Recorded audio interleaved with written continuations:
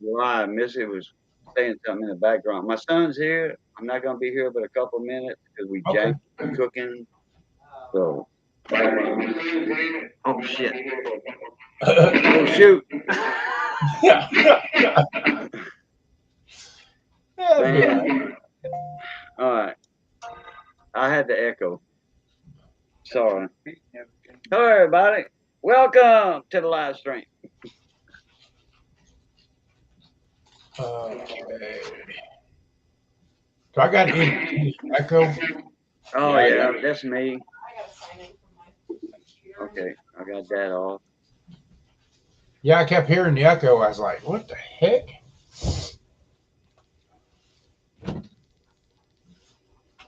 And there's Ben's workshop. How you doing, Ben?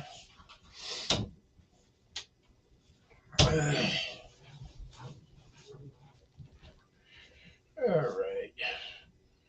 We're trying to get it all set up here. And there's Bocce. How you doing, Bocce? How you doing, Second Chance? We're just getting it set up here, so bear with us for a few minutes. All right.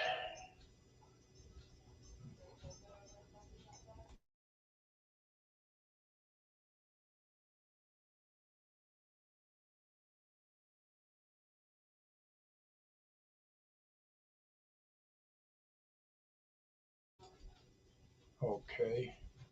All right. I got to get my other screen uploaded. I'm really monkeying it around here. Here, I'll do it. Okay. Hi, everybody. How you doing? We just got home, so we're running late. Going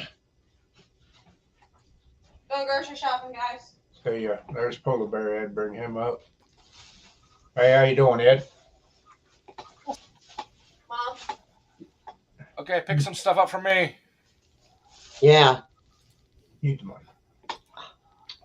Hold on one second, guys. I'm doing awesome.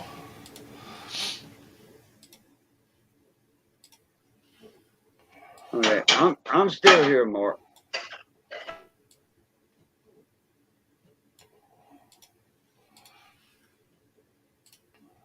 Hi, Bocce. Hi, Second Chance Mowers. But Hi, Cajun. where I was gonna take the Okay. whole. I want. I made her. Thanks for dinner. Where's she going shopping at? I need some stuff. In my house. Oh, nah. She likes to shop here. Okay, there it is. You guys don't have any crock pot stuff, so. Oh yeah, hey, you got Daryl in the basement. Let him out of jail. We got. Oh, Daryl looks so nice just hanging out. Hey, Daryl. Oh, man, that hairdo. Hold on, I'll shoot up. Oh Lord. Bocce, I didn't even cook dinner now. I ordered pizza and wings. Okay, there you go. And there's Bo. I didn't Yeah. see him come in. Hey, Yeah, Bo. did y'all know that there was a stranger hanging around our town this week? Yeah, Bo. Yeah. I heard he had you tying a load down too. Yeah, I was out there I was pulling bungee cords. I was scared. But then he got up the road and broke the trailer in half. Yeah. Busting that one side of the frame. Yeah. Hey Mark, how you doing? Sandy, how you Yeah. doing? All, How you doing? All right. All Ed, I- how you doing? Daryl? Good, hey, good. Cajun. Casey, I I think you got your other thing Yeah, you still got up, YouTube side or something. You're Yeah. echoing. You got a bad echo. Okay. Shoot. Yeah, Bo, you had to take me to school. It's been about a year. I've been off the road about 17 years. You ain't much older than that. Yeah, but I bet you enjoyed going out there and doing it, didn't you, Daryl? Yeah, I did. Bo, are you going to order cookies this year? Yeah, I'm going to order some too, but I haven't got there yet. Well, Bocce just said she made scrambled eggs for the kids. Did you take out a second mortgage? Yeah, they ain't no kidding. And chickens are getting pretty expensive, them eggs. Heck yeah. In fact, as soon as we get done on this live stream, we got to order some cookies from the grandbaby. Grandbaby. Yeah. What Or grandbaby? no, that would be Bocce's daughter. Yeah, just because you're paying or child support doesn't mean it makes it a grandbaby. I can't afford that no more. Yeah. That stuff got expensive. That's what I was going, grandbaby? What grandbaby? What are you talking about? Yeah, no, it's the daughter. I get the two confused. Okay, let's try this. How's that, Mark and Sandy? Yep, Good. that's Lot good. better. Okay, Mark, Sandy, how y'all doing? Ed, how you doing, brother? Daryl, how you doing? Hello, everybody in chat. Ben's Workshop, Miss Bocce. Let's see. I think that's it so far. Yeah. I'm not sure. Yeah. Okay. Oh, Bo. Hey, Bo. All right. Just want to drop in for a few minutes. Say hi to everybody. My son's down. My son Dustin, he's down from Oklahoma on vacation. He brought his subwoofer and soundbar, and we got it Bluetooth to the laptop over here, and we got KBON on. KBON 101.1. We got it Bluetooth to that, and guess what? We are rattling the neighbors' windows. And my windows too, but we are having a good time. So it's been a couple years since I seen my son. Casey B, how you doing? How you doing, And B? so we're enjoying ourselves. I don't want to be in here rattling the windows with y'all. I don't want no copyright, no loud music. Y'all can't talk, and the neighbors are loving the music. So, all right, everybody, appreciate it. Yeah. Yeah. All right, love, peace, and crackling grease. Hey, Mater. There, Hey, Mater. Okay. Have fun, yeah. little kids. So, Daryl, all right, catch Yeah. y'all later. I'd Blue top. enjoy your company. Yeah, thank you. Yeah.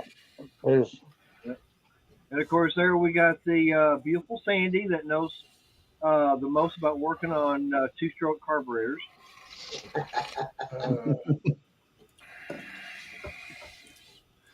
So did that bring back good times in Daryl?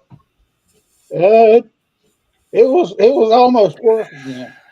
Almost work again? Yeah. I was thinking it might have triggered his PTSD. Yeah.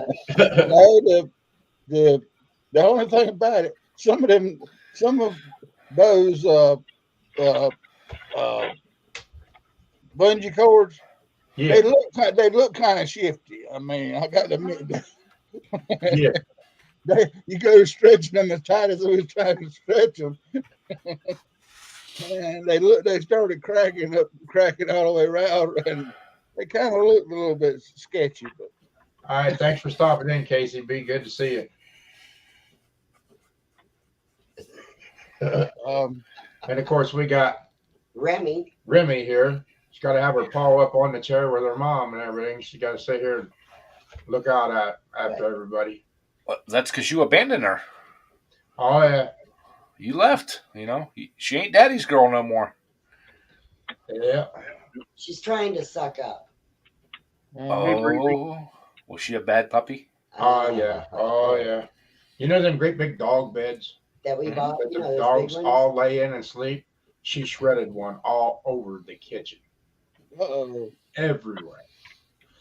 Remy, did you All do Sandy that? had to do was holler at her. I didn't even holler. I And just asked her what she did. Now she's sucking up like no other.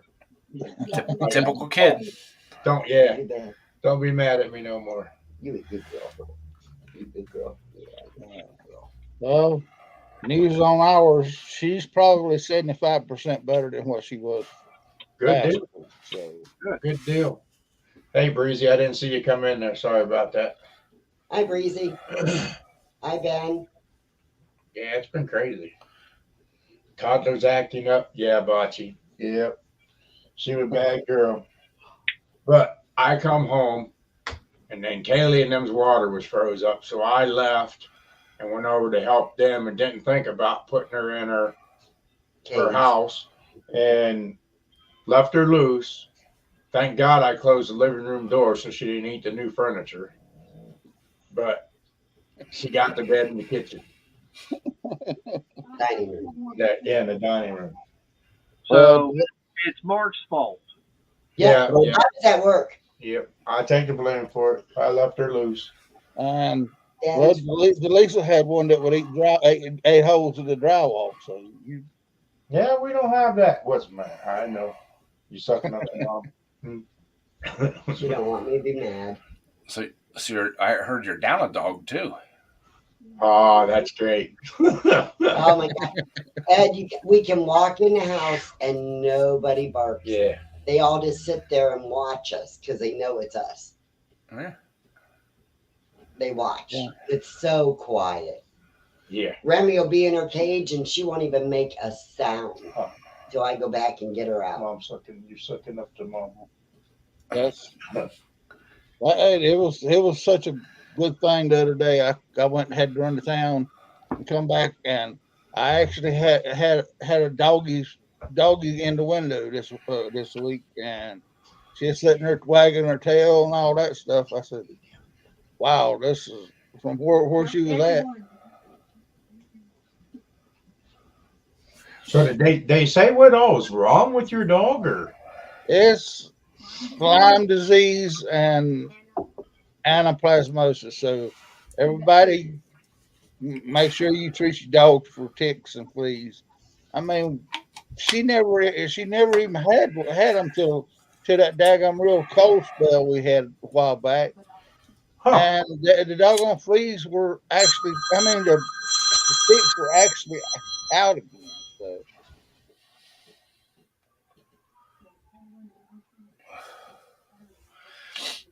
Yeah, it's unusual for the ticks to be out this time of year, but Yeah, she was covered. She actually was covered in them, and it was, and it was down. It was below zero. I said, "My God, what the heck is?" I got one on me like 7 or 8 years ago, and where it was down on my foot, like right above where a tennis shoe would be. Yeah, And for the life of me, that thing had to be there over a day because it was huge. And I had taken a shower and everything, and woke up in the morning and I felt something. I'm like, huh? Looked down. I'm like, oh. We tried everything, all the home remedies to get that thing to back out. I ended up having to go to the ER and having them take it out, and then they, tested me for Lyme disease and gave me the shots and all that kind of crap. And Yeah. knock on wood, I didn't have anything, but I went and had one took off of me, and then I was really pissed for what the bill was, and all they did was took a big glob of Vaseline and covered it up, and the damn thing backed out because they breathe through their ass when they bury their head. I don't know that they tried that with me. I tried that at home. I tried the match. I tried, everything. Put my foot underwater, all that stuff. It would not back out. Like I said, I had to end up going to the hospital. Wow. And they took these little tweezers and kind of worked it down in beside the head, Yeah. down in my foot, and actually pulled it out, body and all. And Wow. Wow. Hey, how you doing, Ken? okay. You didn't Well, try using rubbing alcohol? I tried rubbing alcohol. I tried putting a hair dryer on it. I mean, anything and everything you could think of at home, I tried, and nothing would get that thing to back out. So No, I had the back during still the COVID lockdowns. I had one that got right in my arm right here, and it still got a scar right there. I mean, I called my doctor, and she sent in a prescription. I had to take antibiotics for 10 days, but Wow. I mean, I still had never took the Lyme test, so heck, I might end. I mean, I guess it would be hit by now, but Right. hey, I mean, Nate, those little Hey, big how you doing? Hey, Nate. Yeah. Those Them ticks anymore. Them things are vicious anymore. Yeah, they are. But you would figure they'd be gone by now with as many cold snaps as we done had and frost and everything else. Yeah, but I mean, like I said, it was below zero outside, and she goes down to the woods to poop. And when she comes back up, this time, that particular day, she had had 4 or 5 of them on her. But they hadn't set in. They hadn't set, but we missed one. Right. And I think that's when, yeah, I mean, it was, Yeah, them things are vicious. yeah, And they can do a lot of damage, more damage than what people actually think. yeah, they can. I mean, we actually took her to have her put down, and the, the vet wanted us to surrender her to them. I mean, because they wanted to use her as a daggum test, a pin cushion, I reckon, do the testing on her. Right. So, I mean, there wasn't no way in heck we was going to do that. So we just brought her back home, and I mean, that's something that's going to be discussed with the main man out there at that veterinary clinic when we get. I mean, she's not going to be surrendered to nobody. I mean, just because she's getting older, don't mean that we give up. That she's not part of my family. Right on. Yep. But yeah, this year here actually was pretty bad for ticks. Yeah. Up this way. Yeah. I after mowing, I found a couple on me. They were just on me. I Right. got rid of them. They hadn't buried in or anything yet, but you got a lot of trees down around where you're mowing and stuff too that you're getting them off them trees. Yep.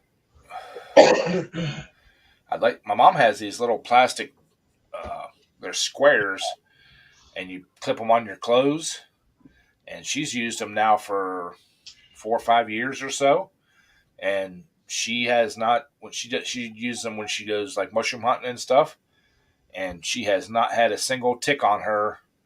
People that been with her have, but Yeah, Bocce, I'll send you a special gift. Here she is, sitting down here on the floor, putting her paw up on the chair. yeah, that would be an awesome gift for her. Yeah. The girls would love it. I had to take a name to Johnny. Yeah. That's Yeah. a good name. Yeah, Mark, y'all would have you'd have sister wives because Sandy would be moved down to Texas with the dog. So Yeah, she said, hell no.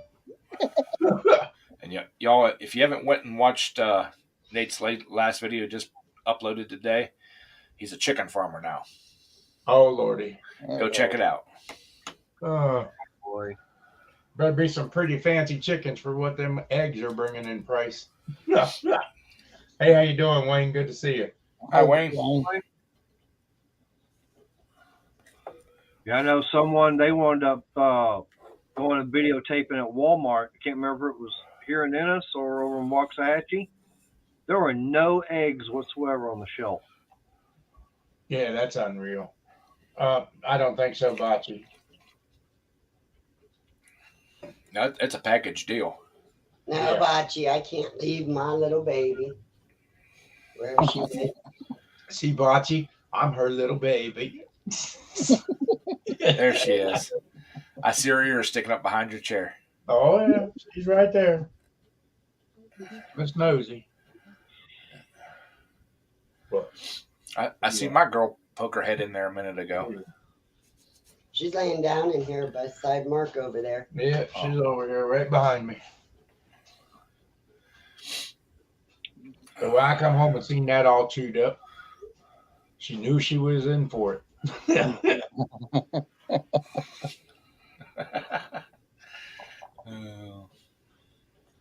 No, I'm not no big hemorrhoid.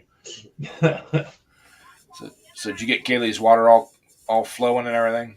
Oh yeah, new shower hookup, new toilet, and Guess all. what? She said she was going home, taking a nice hot shower and everything. Mhm. She forgot all of her shower stuff here. I just told me I gotta get that. Yeah, I went to the shop today and put rear brakes on my truck. On the shit box, Hmm. you finally wore them out. Oh yeah. From that look, it was metal against metal. Oh yeah. On one side. And Ed changing the alternator and don't even have no sparky sparks. I mean, that's what the fun part is, when you get the sparks. Yeah. Yeah. Oh shoot. Yeah. Those are like that setup is like the easiest alternator in the world to change. Yeah. Oh yeah. Is it the one wire hookup deal? Yeah, one wire, one plug. But on that LS, it's on that serpentine belt. There's no adjustment to it. There's just two mounting bolts. Right. You pull that tensioner, flop that belt off, take those two bolts out, unhook the Yep. wires, slap the new one in, slap the new belt, the belt back on, hook everything back up. You're good as long as you get them spacers pushed in against it to keep it, keep it tight. I'll do them all day. That's a good one, Bocce. True. Yeah, I'm gonna make Mark get up tomorrow. with that comment that I left, Ed, like I said, hey, that just means less weight, so better fuel mileage. That engine cover off. And like I replied, if you're driving an OBS like that, you ain't worried about the gas mileage. Well, see, I used to do that on purpose. On my quarter-mile drag car, I wouldn't run no power steering, and I wouldn't run no alternator belt or anything like that because it takes away horsepower. Well, then Sandy got mad because I kept all that off the car, and she had No, it in her you brain. took it off because I wanted to drive it. Let's get the story straight. No, it She does. thought I did it intentionally so He she did. wouldn't drive the car. He did. A power steering pump will ride between 10 and 12 horsepower on an Yes. old small block, Yes. and an alternator when they're charging Yes. can be up to 15 horsepower. Right. Ed, And I couldn't lose 25 horsepower. quit sticking up for your buddy. It's the truth. I am speaking gospel. Yep. It wouldn't even hold the front wheels down on the ground the way it was. So It was we built. didn't need no more. It was built for the quarter-mile track. I don't care. I wanted to drive it. I'm surprised it had a passenger seat in it, because every 100 pounds you take out of the car can be Yeah. 1/10 of a second. We haven't got that far yet. Well, it's just like when I was racing, mind you, I'm running quarter mile dirt. I didn't have power steering. Didn't See, even. what she said. I might have had power brakes, but I didn't even run an alternator. Yeah, but I Yeah. wasn't running it on the quarter-mile track. I was running it down the road. But I built the car for the quarter-mile track. But also at 90 mile an hour, you don't need power steering. Nope, It'll because you're it'll going straight. it'll, No, there it'll, ain't enough weight on the front end. By that time, you ain't enough weight on the front end. It ain't no friction against the pavement. So. Right. That's right, Wayne. 150 shot. a 150 shot, that just gets you off the line, man. Pretty much. That's gotta just do a a- tickle. You gotta Yeah, do a 300 150. shot. Hey, About Ronnie, good to see you. Yeah, that's what the car was built for, was quarter-mile, and that's what I wanted to run it for. And actually, she was pregnant with our first kid, and it was like, you're not driving that car. I was like, what, 7 months pregnant? Yeah. Hey, Thomas. Hey, Tommy. Talking about race cars and stuff. Did you see that mini rod that broke away from the sled? Yes, I did. Hey, how you doing, Thomas? Yeah, I did. I seen the video. And that was amazing. She walked away from that. Yeah. All right, Hi, I'm gonna drop Tommy. my kid back at dinner. But she, right from the get-go, coming out of the hole, either she had tires not matched up with air or something, because that thing was all over the place right from coming out of the hole. Right. And I don't know. I couldn't see, and nobody said why it come loose. Right. I had to broke the hitch after it did all the stupid stuff that it did. Did it break the hitch, or did the hook come up? You know, did she slow down a second, the sled come up and slack the chain, and it popped, or what? It could had. It's hard to say. But it's a good thing that it did come unhooked from the sled for the way it rolled and everything. Right. So 14-0, Thomas. Will you keep it, Thomas? yeah, you Yep. keep that You stuff. keep, yeah, you keep it. It's actually getting warmer here. Oh, Yeah, you're it's back 31 again. here. It was not. It was 9 when I rolled into the shop this morning. Yeah, It was cold. it was cold. When I went to work, it was cold. Anybody want a dog? I'm gonna rehome this dog. It's only 59 here. Did you hear that, Remy? Yeah, now she's Tell hiding her him face. no. Tell him no.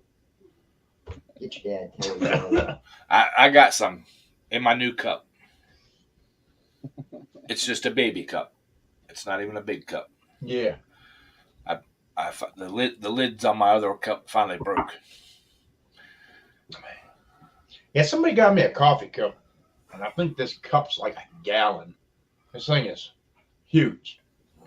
I need to go back to Wally World and go back in the sporting goods and get me another one. I just haven't made it.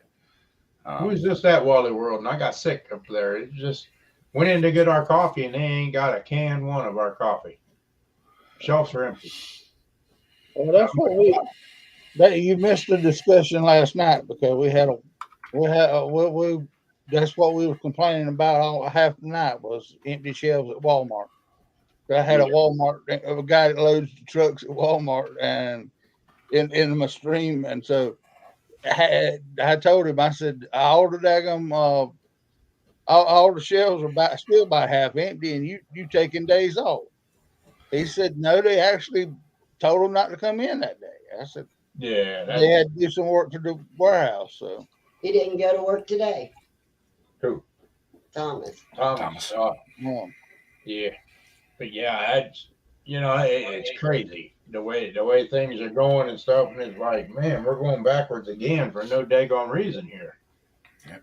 You Well, know? and that's another reason I do my grocery shopping, online Yeah, from Walmart.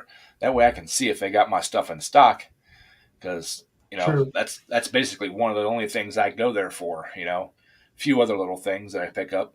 but see, we do our shopping through Sam's Club because I'm a member there, and they ship it for free right to the house, so we don't even But I have don't to think go. they have our coffee. I never looked for our coffee. See, I would do that, but I think the quantities I'm going to get if I have to go through Sam's Club is going to be too much for me. Why's that? Huh? Why's that? Sam's Club's way cheaper. Yeah, I might have to look into it. Yeah. It's Maxwell House Colombian Supreme, Wayne. We get the big cans of it. Didn't have any problems getting that. Huh, shelves were empty. We was just there before we come home. That's why we were so late getting on. Well, I put off putting a grocery order in for almost 3 weeks because I drank either the breakfast blend or the original roast, Mm-hmm. and they didn't have the big. I like the big cans. Yeah. They Don't didn't have have they didn't have either one of those. No. And then where did I look at? Looked at someplace else. Save a Lot for the same exact size of can. It was $5 more a can at Save a Lot Oh, for that stuff, and I'm like, nah.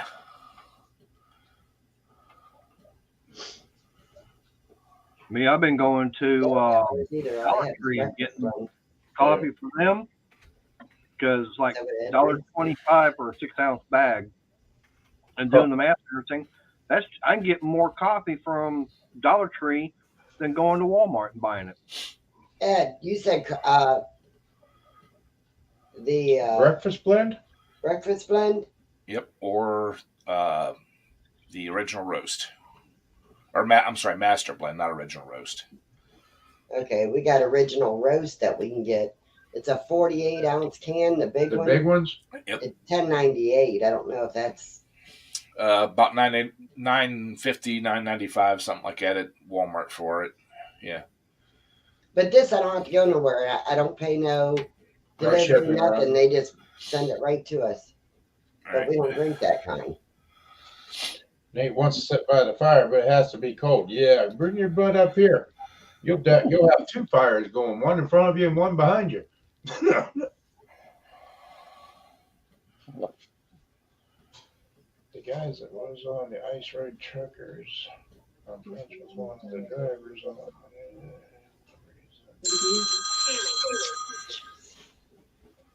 But Wow. Yeah.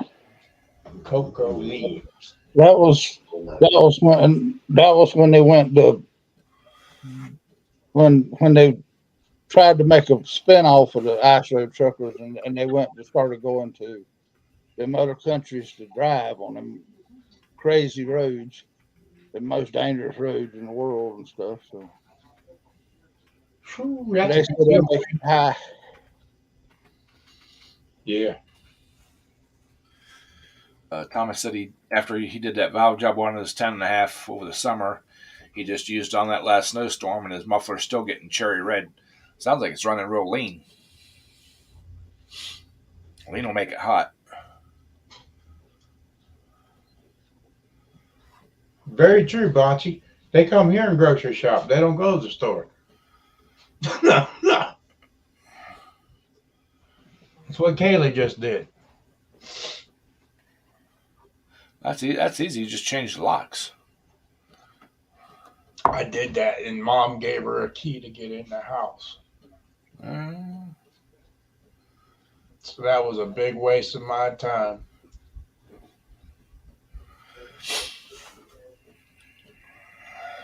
Wow. The only other way to solve it is just don't go grocery shop. The muffler still turned cherry red. That sounds like a valve out of adjustment, Thomas. Well, he said he did the valve job and stuff over the summer. Still could be carboned up or out of adjustment. Out of adjustment, or like I said too, if it's running extra lean, it'll get hot because doesn't have that extra fuel to cool everything down. What about the muffler itself is clogged up some? Wouldn't that do it too? Possibility. Possibility. Or you could take the muffler off of it and run it and see what it does, Thomas, to rule that out.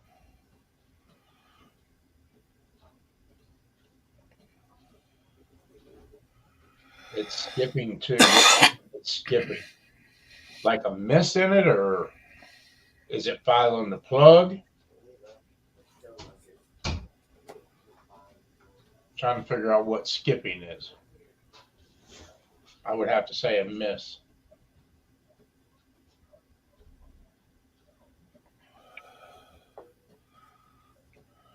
Yeah, that's real cheap for bacon and eggs. Heck, around here, I think eggs are what, $6? Yeah, just about $6. Yeah. And bacon is if you get the real cheap stuff, $3.99. If you go with the name brand stuff, it's $5.50, between $5.50 and $5.99, I think. $3.49 at Poland's for a thick cut. Mm-hmm. Is what I paid up there. See, I love Poland's meats and stuff, but I'd have to buy a big portion of it to cover the gas and everything. Well, see, that's what we do. We buy X amount, and then we got that food saver, and then we cut it down into portions that we want and freeze it all. Vacuum seal it all and put it in the freezer. The plug is new. Okay.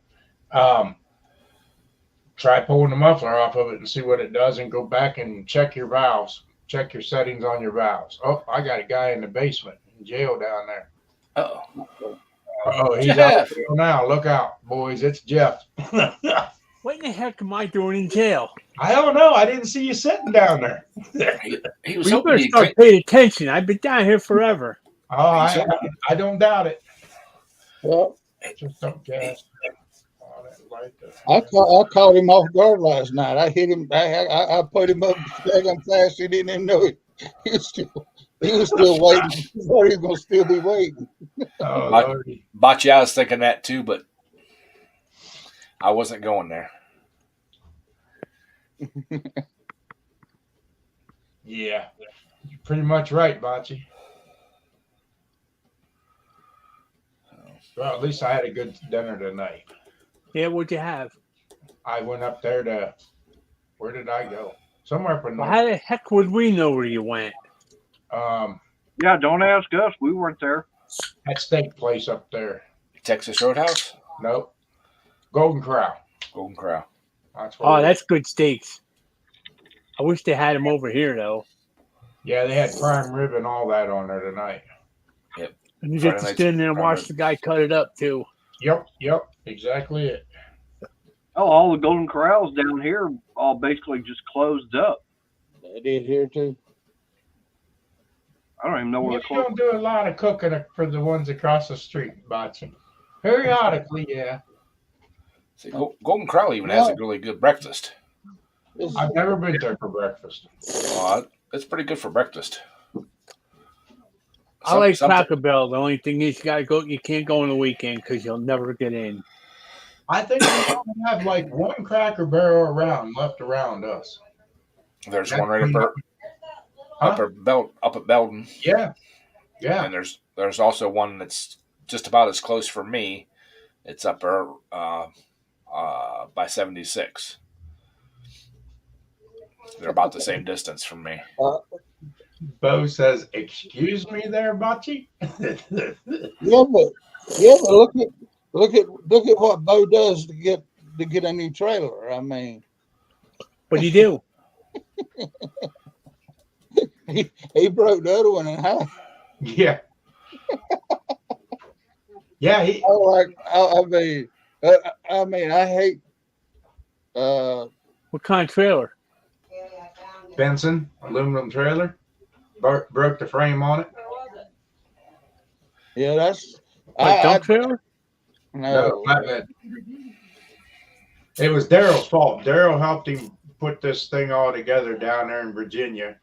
When he loaded, Daryl helped him tarp the load and stuff, and then the trailer broke on his way up with it. So I blame it on Daryl.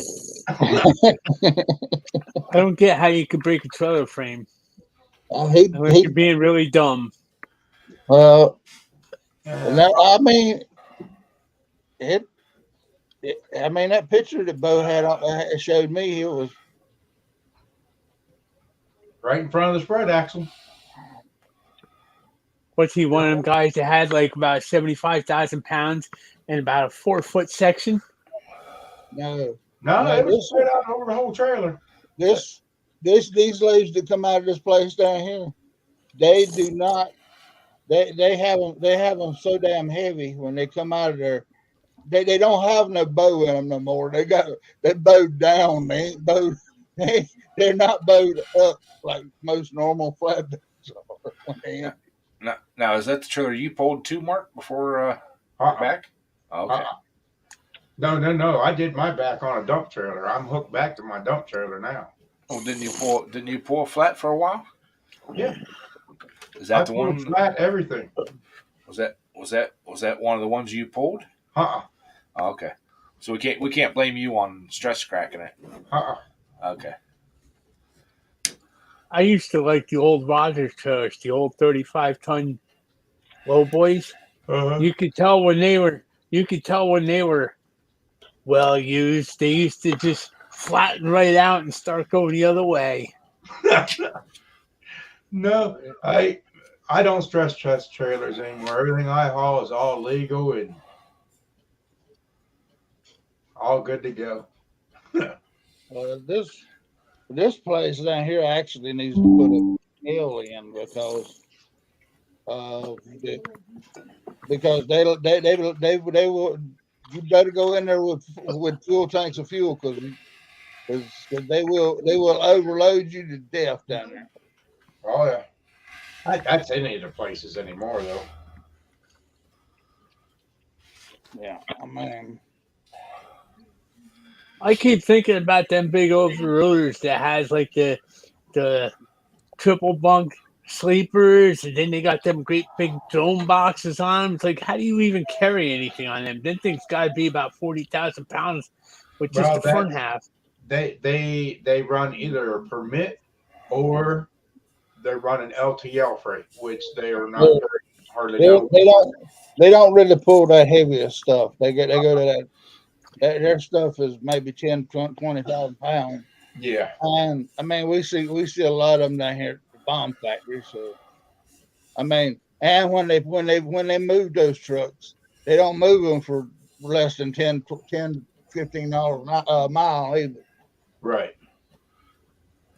That's why they got that big room so they can set and cook, and they got regular refrigerators, bathroom, showers, everything. Oh in there. yeah, Yeah, I was talking to a guy out there Youngstown one time. I parked next to him and I was looking, and this guy had the door open and he was just sitting on his steps doing something. I started talking to him, and it's like he started showing me. It's like, my God, it's an apartment on wheels almost. Yeah.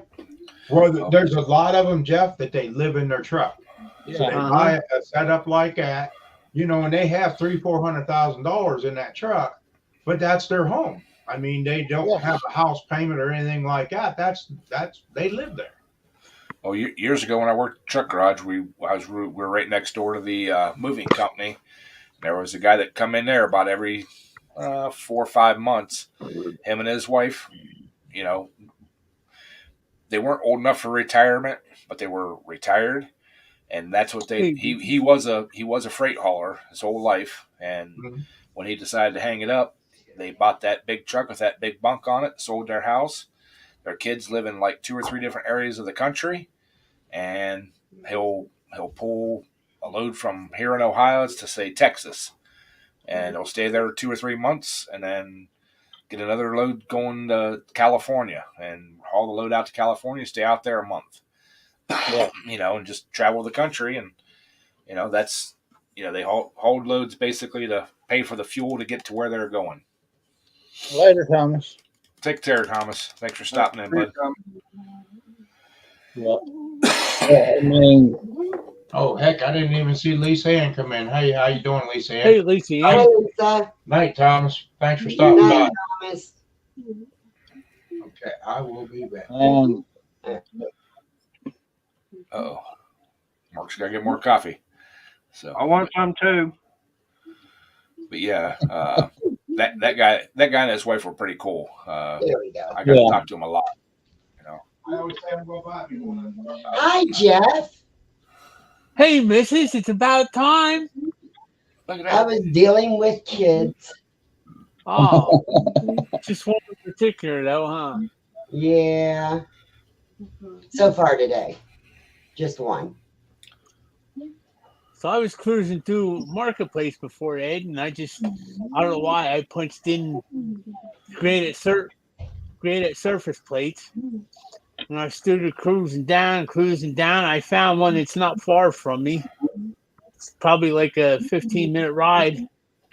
But I was looking at the size, and I'm looking at the pictures, and I said, well, it's 24 by 24, 6 inches thick, though. I shot him a question. I said, how much this weigh? It's got to weigh at least 300 pounds. He said, I'm not sure, but it's over 300. I was like, yeah, I'll skip that one.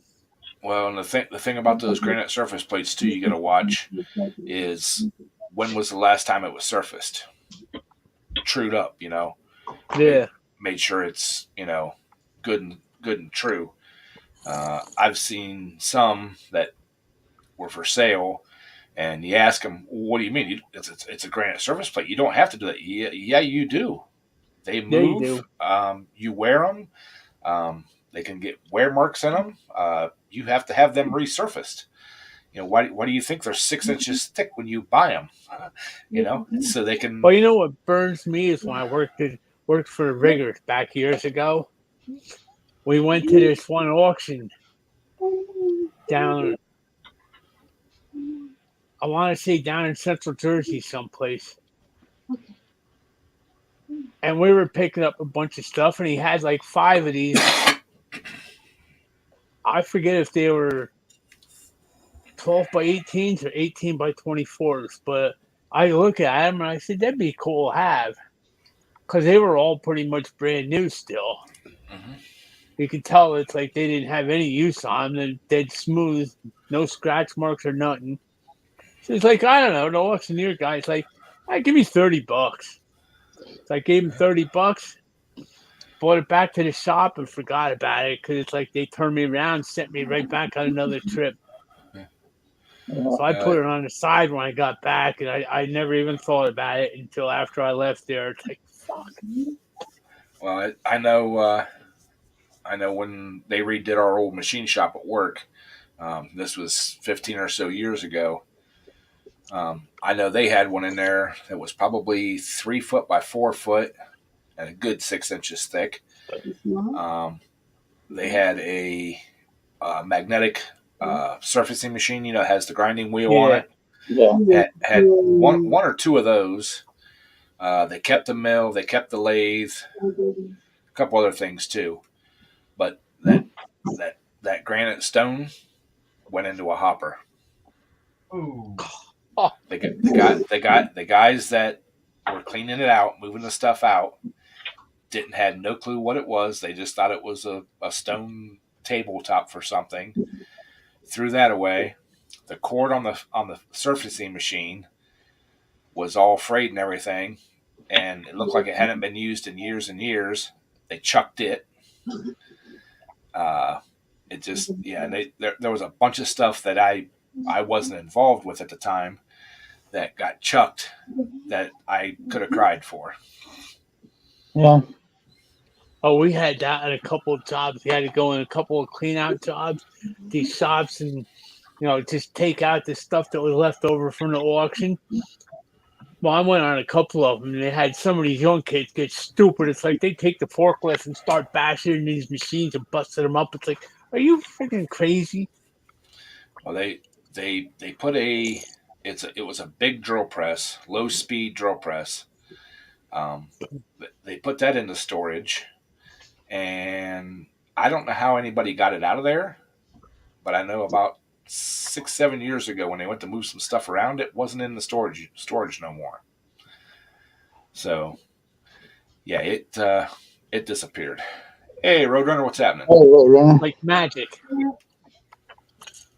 Yep. Well, But I did get the old bandsaw from there because they had it in storage, and the one electrician looked at it, and one of the feet was broke off it. It's an old Craftsman, Sears Craftsman, whatever. Old cast one, not. I mean, this thing's probably 30 or 40 years old. The motor, the cord on it was kind of frayed. He kind of wired it up. He said the motor wouldn't run, and one of the feet on the mounting table, it's mounted on its own base. One of the feet on the saw itself was broke off. So they moved it outside and set it outside the building, and it was pouring rain and everything. I asked my boss about it. I said, "Hey, what's up with that?" He said, "Oh, it's junk. It's going to go in the hopper." I'm like, "I'll take it." He said, "It don't work. It don't." I said, "Does it spin?" He said, "I don't know. I went over and looked at it. The rubbers on the wheels are perfectly fine. Everything spins. There's no slack in any of the bearings or anything.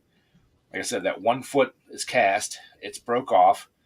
I can braze that back on. And as for the motor, it's just a half horse electric motor. I can, so Yeah, you can get that, no problem. right. It's sitting in the corner of my garage right now. I got to get it out and get it, but I mean, it's got a nice 12 or 14 by 14 table on it. It's a cast table. It's a good heavy duty thing. So.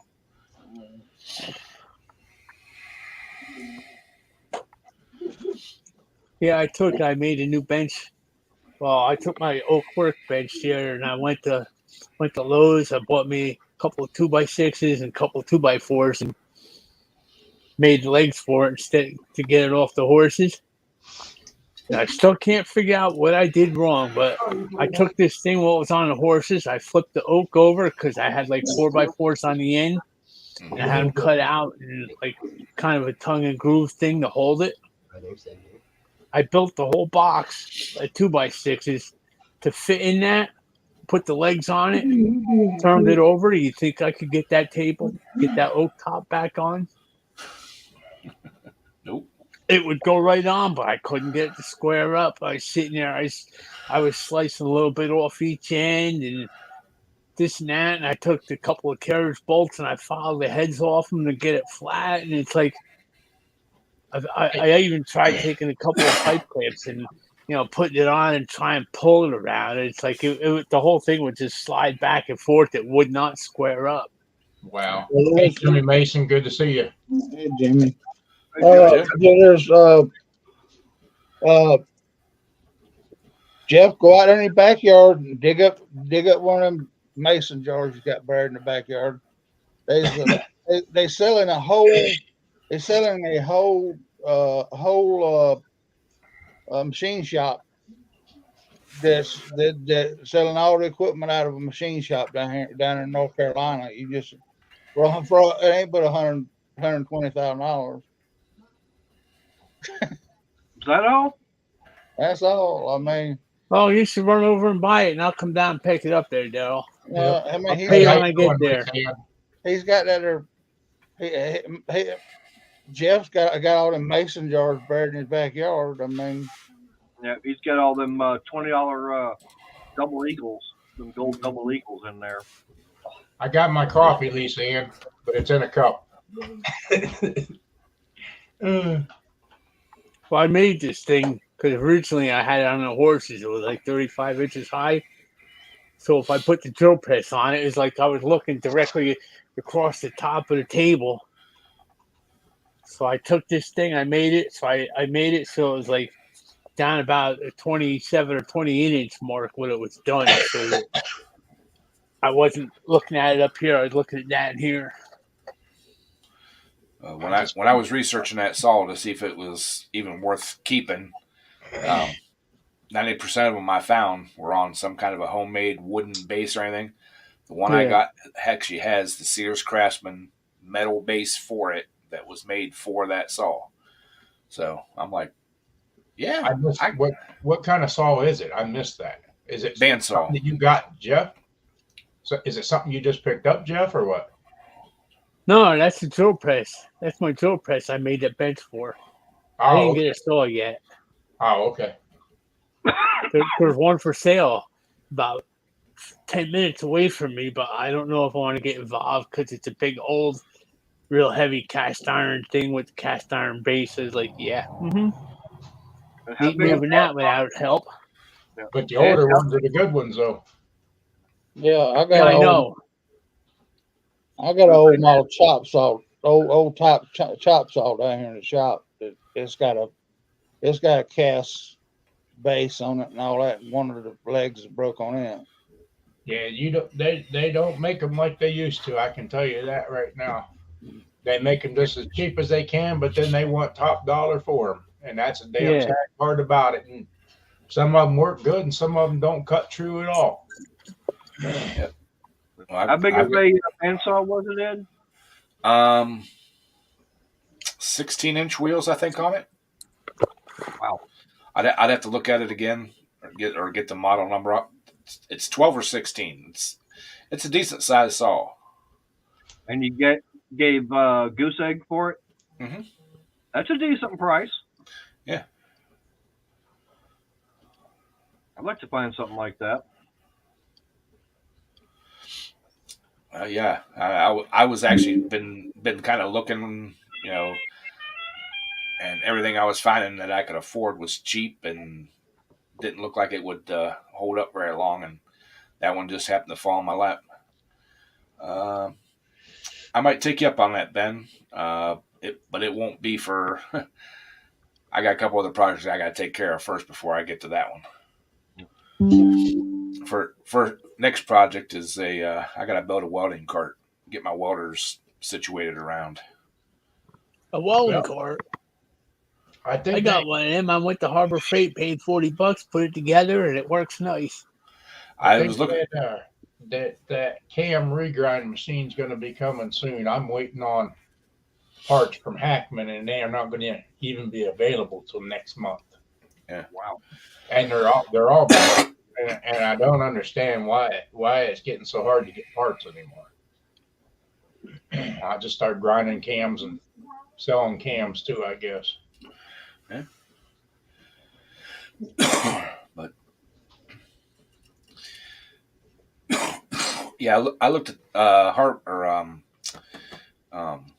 Freight has a nice one for like $49, but it's the exact same one I can buy at Quality Farm and Fleet for $49. Quality Same. Farm and Fleet. Yeah, Where in the heck is Quality Farm and Fleet? Up here in Alliance. Oh yeah, there is still one up Quality there. home. Yeah. Or or is it Oh, yeah. TSC now? Whatever. TSC.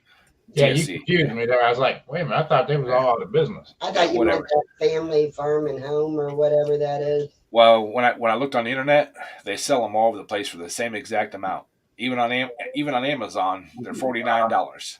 But Yeah. I got to have it for 2 welders, so I'm just gonna build one and no big Yeah. deal. I got enough scrap steel and stuff laying around that I can put one together. So Time for me to go eat dinner. All right, eating. Oh, okay. So what you eat again? Do you really want to know what came out of crock pot? No. liver and onions. No, we had burritos tonight. Oh no. Yep, Crystal hollered at me. That's what I went and got it, and I'm sitting here eating it. So I had the camera down. Ah, okay. Out of a crock pot? No, Oh.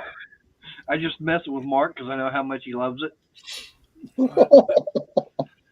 Yeah, I like crock pot stuff. Ben just ordered a 10-in-1 welder. 10-in-1. What in the heck is that? Guess I have to look it up and see. Wow. Does that come with a plasma table and everything? That's what I was wondering. Plasma Have you cutter, everything in it. have you seen those ARC droids? No. It's a robotic plasma table, and instead of being an XY axis, it has an arm that moves and will cut your pattern out. I think it's only like 2x2 or something like that. You can cut size wise, but the thing looks super simple to use. You know, I've seen about 4 or 5 different channels have them now. Grindhard Plumbing has one. Fab Rats I think has one. There's a couple other places that have them too. They've really impressed me. I mean, it's a cool looking little outfit. And the coolest thing about it is it has a stylus you can put in it. So if you have something, an odd shape or something like that, you want to reproduce it, you can follow it with that pen on the arm, and it will like trace it, and it will reproduce that over and over again. Okay, TIG, stick, MIG, flex, plasma cutter. Oh shit, yeah. Yeah. That's That all I sounds gotta do. expensive, that setup. No, actually not, because I'm kind of looking at them right now. Right there. Screw up. They were good.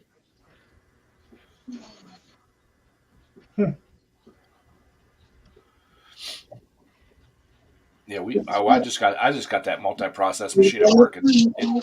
It does TIG, MIG, stick. I'm sure it'll do flux core. Ain't bad.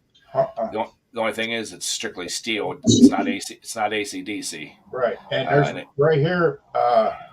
Hang on, Gary. This one here is only $579. That's not bad.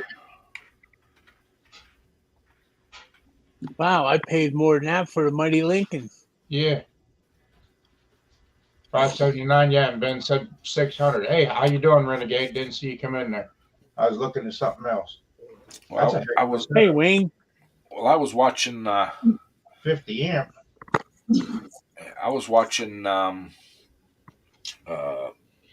Redneck Computer Geek, and he's got a plasma cutter that's got a built-in air compressor. You don't have to hook it. You don't have to hook it up to your shop air, and he really likes it. I'd like to find some more information on that thing.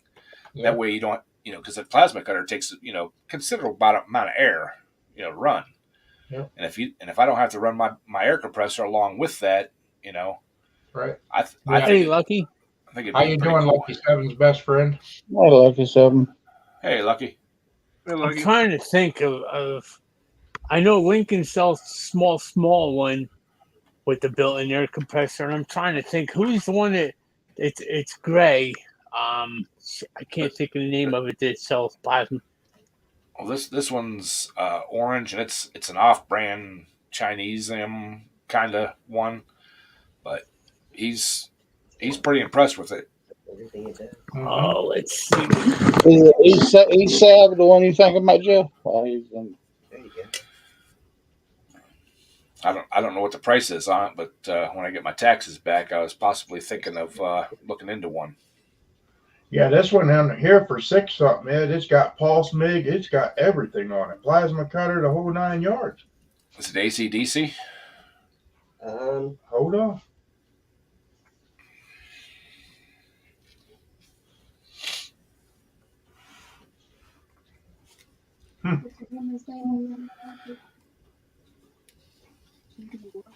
Will it do aluminum? I guess is what I'm asking.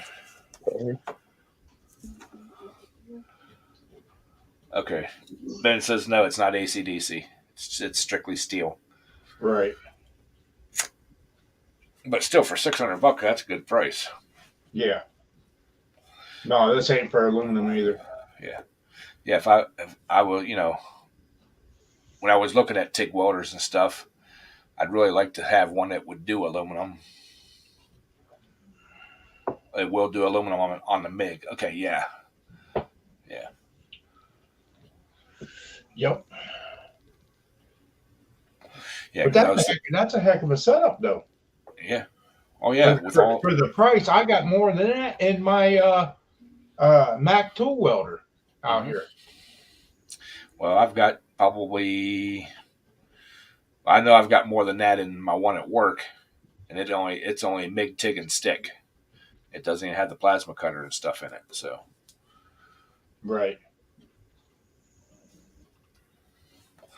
now, Ben, on the MIG side of that, to do the aluminum, do you have to have the separate gun, or can you use the plastic liner for running aluminum with a different torch? Is it the spool gun, or do you run it through the regular torch head? Because that's the big thing now. A lot of these MIG welders, you get a separate torch head instead of buying the spool gun. They give you a separate either liner or a whole new torch lead. This one comes with a bunch. This one comes with the spool gun itself that hooks in. No, it's not that one. It's up here. Okay. Okay, spool gun. Yeah, I've got a spool gun at work. Right here. It's nice. There's that one. It feels bulky to me. Yes.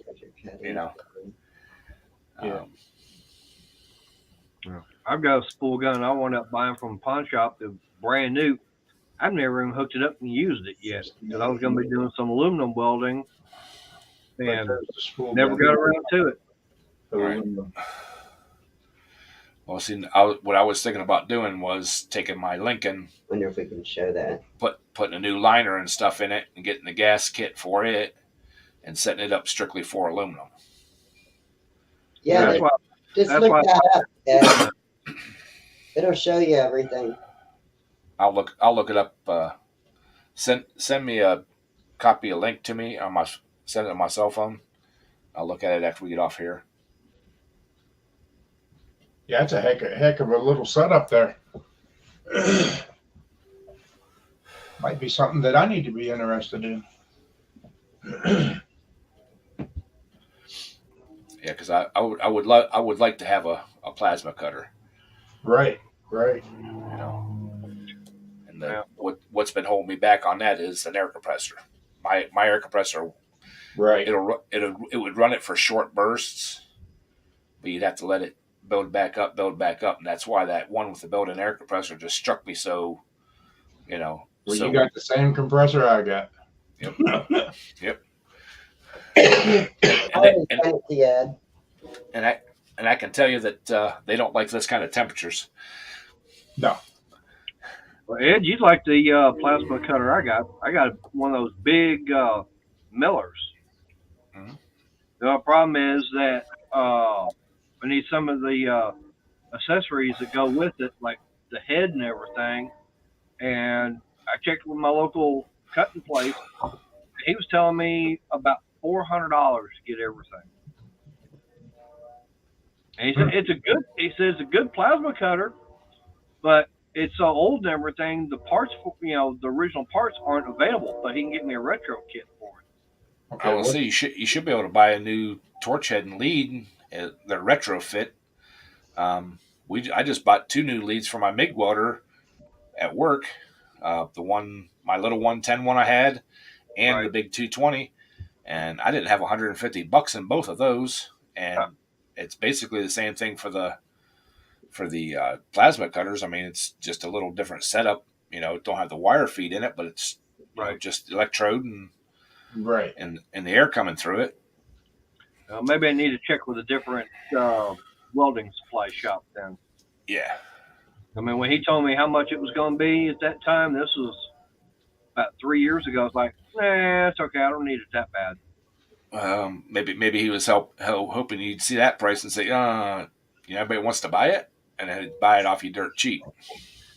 Mhm. And now I went into a different welding shop and I saw the price on a brand new plasma cutter they had. It's like $29.99. No. Oh yeah. Oh yeah. There's ones even more expensive than that. The one I have at work is more expensive than that.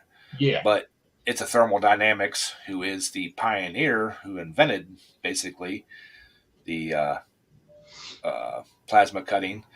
I forget if it's Miller or Lincoln, one of the two. Their plasma cutters are Thermodynamics rebranded, and it's rated up to an inch cut. What do you think about the ones that Harbor Freight's got? I've never used one, so I don't know. I've never even seen one used. So I know a fellow that has one from Harbor, and they're not real good. And I have basically retired my oxyacetylene torches to heating things up. I use my plasma cutter for everything. You got a stuck race on a shaft. Take that plasma cutter right in there, and you can melt that bearing right off there without even touching the shaft. Couple cuts, they pop off. Yep.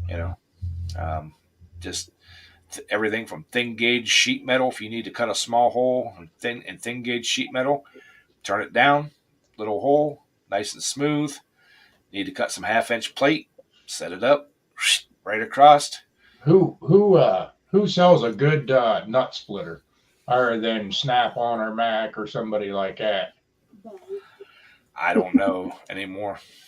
I wonder if Napa even handles them. Daryl, Uh, get your mind out of the gutter. no. Delisa was sitting here saying that Mark has both. I mean, if he can break a daggum trailer frame in half, then he can break it about right anything. So I mean, Pretty much. Okay, Mark said nut splitter, and you started giggling. So Yeah. well, that's what I was. That's what I was listening to Delisa in the background here. Yeah, I asked that one guy about that, and he looked at me stupidly, like he didn't even know what the hell I was even talking about a nut splitter. And it's like, well, obviously you guys ain't never used them.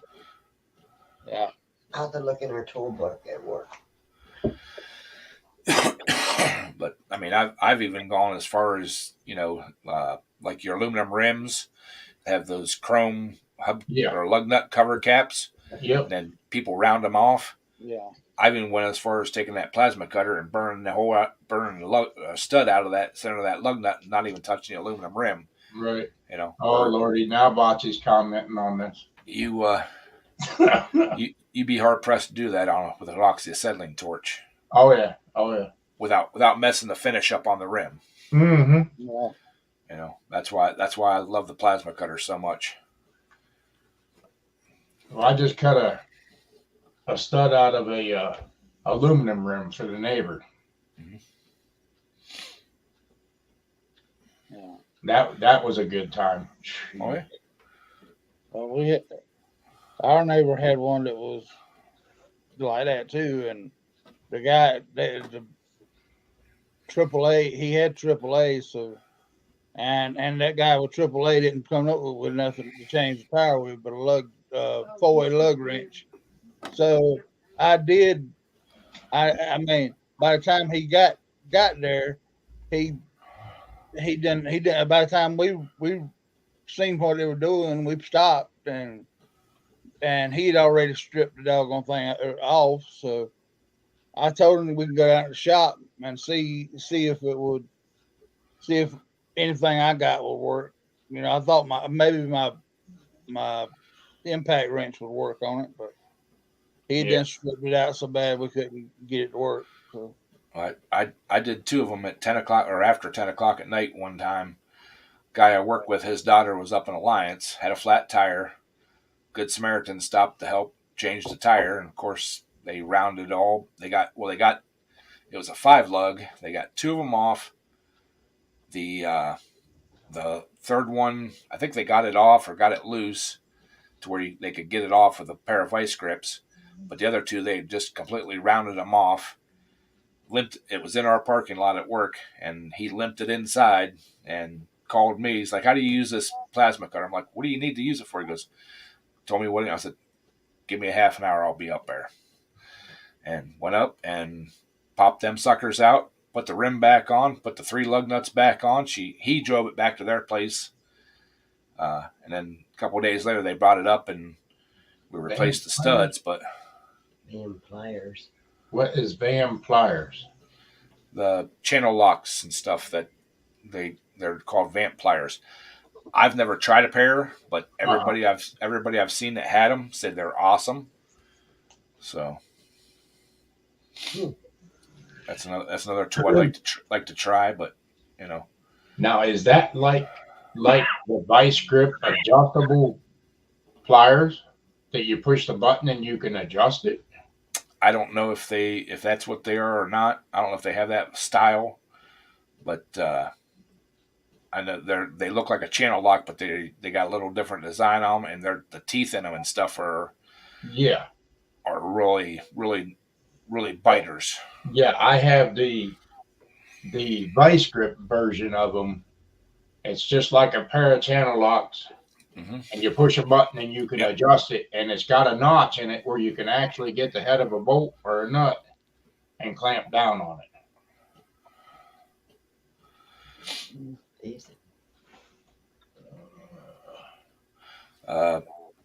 Right there, Renegade's Garage said they're made by Vampire Tools, and they are awesome. So there you go.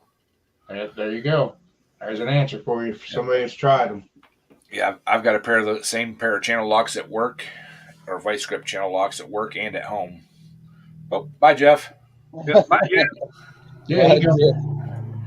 But In fact, I thought I had a pair laying in here somewhere. Yeah, I actually fooled Jeff into staying about an hour and 45 minutes last night. How'd you do that? I don't know, but we just kept going, and he actually stayed about an hour and 45 minutes. But yeah, I've heard really good things about the Vampire Tool line. Screw extractors. You know. Mm-hmm. So I don't know.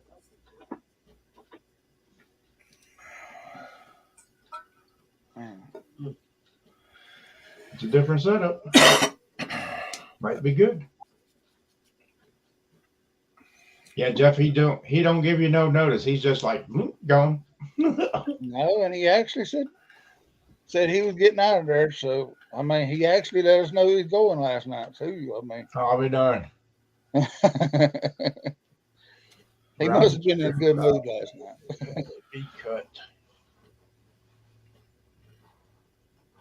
yeah, looking straight on the jaws, they got a little V cut in there, so you can get in there straight like this and get on them. I'll tell you what I'm impressed with, but I won't buy another one Yep. Snap-on has that adjustable. Looks like a hybrid between a pair of channel locks and pipe wrench.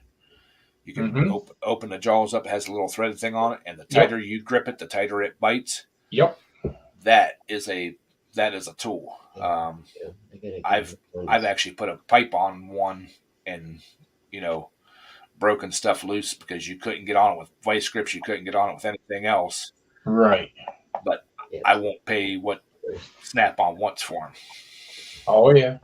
I got them used, but no, I won't. You get a full set of them. How much are they, Ed? I'm not sure what they are now. They were like $130. Yeah. Each? Yeah. Yeah. No, thank you. But like I said, it's one of the best gripping. You say style. no, thank you now, but if you used it in a commercial shop, you would get plenty of use out of it. But to use it for a home thing, no. Yeah. There's a big difference there. No. Renegade says it's the PWZs. Yeah. Okay, I don't know what they call them, but I know that the harder you grip them and the more pressure you put on them, The the harder tighter they they bite. and pipe and nuts and bolts and everything else. It's well worth the money in a commercial setting. Yes. Uh, Yes. And they make them in different sizes. I guess I got like the medium sized one. They make bigger ones and smaller ones. I don't know if I would need a bigger one. would want to get into anything that's bigger. I really like the Irwin bits as well. Drive them Irwins on, and generally you can pull whatever's stuck with the Irwins. Bocce, yeah, I am special. They've been calling me special ever since I started school. So Shoot. You're starting to sound like special ed next door.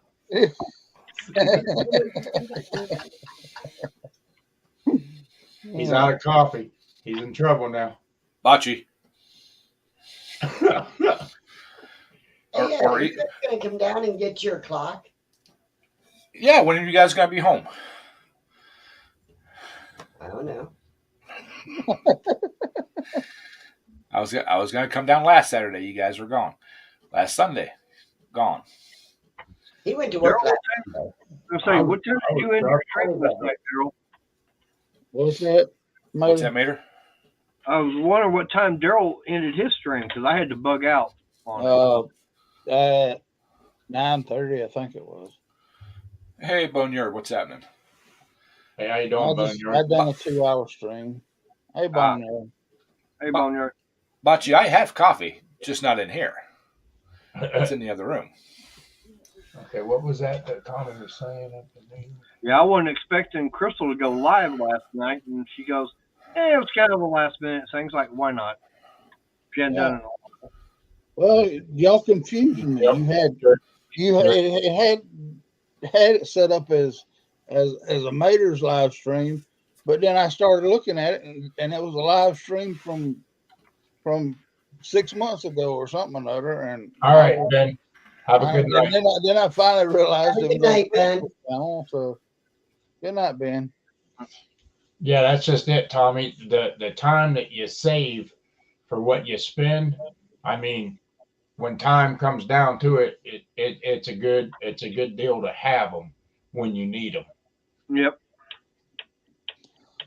Well, that's the thing about it. I don't use a whole lot of tools anymore, so what I got out there, I can still get the job done. So if it happens to be something that I can't get the job done with, then I'll go buy it. But You know, Daryl, that's exactly how I ended up with biggest majority of my tools that I have, even in the commercial diesel stuff that I have and everything. I never bought the stuff until I needed it. Then when I needed it, I didn't care what it cost me. I got it and got the job done. But that's how I accumulated. But like I said, I got over 5 toolboxes. And you ought to see my toolbox that I have sitting down there in Hillsville, Virginia. I got a big Snap-on box down there that's completely full. Well, it was. And shoot, I got lots of money and tools, but my gosh, whenever I needed them, I had them. Yeah. Well, I that know was- right now at Harbor Freight, with them having their U.S. General Series 3 coming out, Bocce. Gotcha, that's just mean. I went up walking into the Corsicana store yesterday to get something, and I looked over, and their 72-inch triple bank top and bottom box they have on display was gone Mhm. because they got them on clearance. And so, yeah, the stores, if they don't have them, they're going to sell the display now. Yeah, and then you get it for a discounted price as a scratch and dent. Yeah. And I mean, there's nothing wrong with it. You know, it's just, I mean, just like my top box, okay? It had a couple of dents in it. That one aluminum piece that was trim was dented. You know, it broke down at the bottom. But all the drawers functioned, okay? That damage was all cosmetic. The only thing, main thing I was worried about was it Guy functional. Bocce wants Ed to go in the basement. She's got it out for Ed tonight. My headphones are wireless, so I can hear everything. Yeah, that's the way it is. I mean, I got the tools that I needed to work on the older model cars and stuff. And Oh yeah. so as long as I got those, I go into Harbor Freight and I actually walk around in there and I actually walk out without buying anything because I mean, if I'm not using it every day, then I'm not gonna buy it until I need it. So You're right, Tommy. You hate to part with the money to buy the tools, but this is the bad part of parting with the money to buy the tools. As soon as everybody knows you have that tool, they want to borrow it. And then in the event of all that, the tool comes up missing and you're out your money. yeah. That's happened to me several times. Well, stop letting Sandy borrow your tools. If I can't find it in the garage, I generally find it in a kitchen drawer in the kitchen. And I ask her, how did this get in here? Oh, I needed it for this. And I forgot to take it back to the garage. Hey, So that's where there's a box sitting on my dining room table right beside my back door. It has a whole bunch of tools in it because I bring them in to do something and I put them in that box to take them back to the garage. And then I'm out in the garage. I'm like, where the hell's that tool at? Yeah. A couple days later, I look. I'm like, oh, it's there in that box. well, as many kids as y'all got, Mark. It's a wonder kids you have take any. It's a wonder you have any tools at all. I mean, Well, I'm telling you, Daryl, if I'm in the shop and the granddaughters are out there, I'll find my end packs out in the driveway. I'll find screwdrivers. I'll find sockets, wrenches.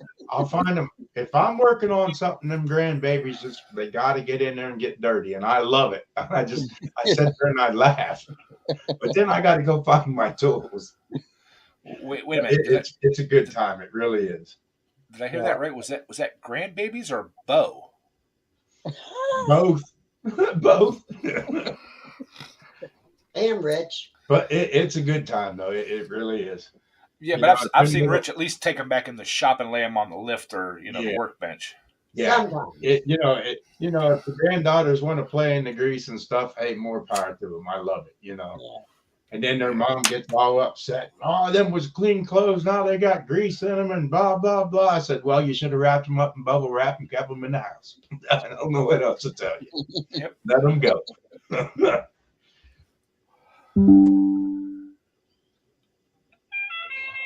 That's right, Lisa Ann. I don't sit them down. I put them away where I know where they're at. That's right, Tommy. That's right. When I worked in the commercial garage, I didn't lend my tools out to anybody. And I also learned quickly when you're doing a customer job, the job isn't done until all your tools are wiped off and put back in the toolbox, because you wouldn't believe how many tools you'll leave lay under the hood or on the frame, and that vehicle's gone and there went your tools. I learned that the hard way.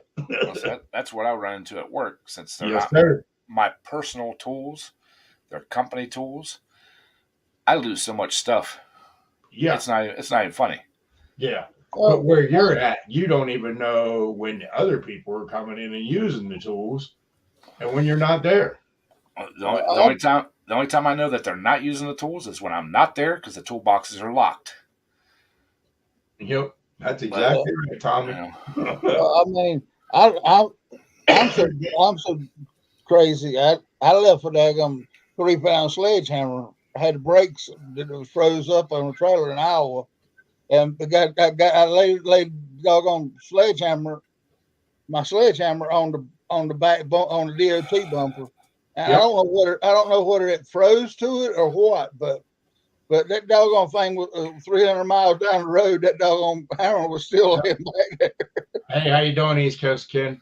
Yep, What's up, E? that's one thing I learned. You know, when you're sitting there and you got your tools, you never had that job finished until you got all your tools put away. Because that's how I have lost so much Snap-on and Matco tools and everything else, leaving them lay and overlook them when you clean up. And there goes the vehicle, and then you can't find them tools, and they're gone. Yeah, and Uh-oh. East That's Coast not getting sick as a dog. That's not good. seeing Ken come in.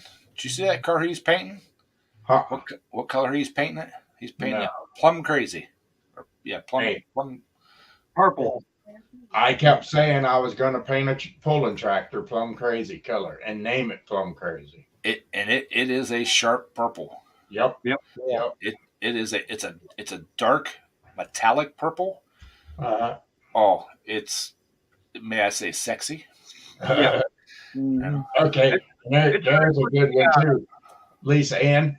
But did you enjoy going out there and sorting through them nuts and bolts and stuff? I bet you did. And you spent hours doing it and you enjoyed it. And that's the way I look at my grandbabies when they're out there playing in the garage, wanting to do this, wanting to do that.